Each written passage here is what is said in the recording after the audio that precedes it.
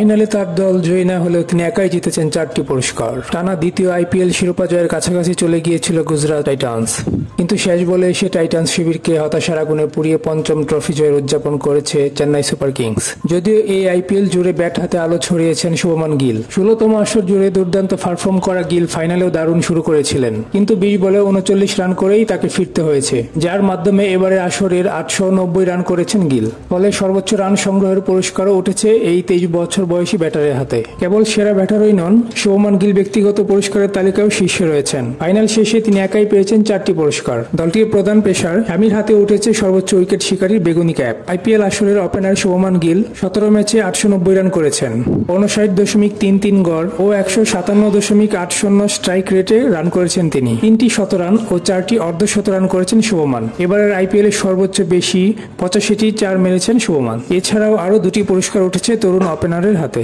এই মৌসুমের game changer এবং সবচেয়ে মূল্যবান ক্রিকেটারের পুরস্কারও তিনি পেয়েছেন। 4 ক্যাটাগরিতে সব মিলিয়ে শুভমান পেয়েছেন প্রায় 40 লাখ রুপি, যা বাংলাদেশি টাকায় প্রায় 52 লাখ টাকা।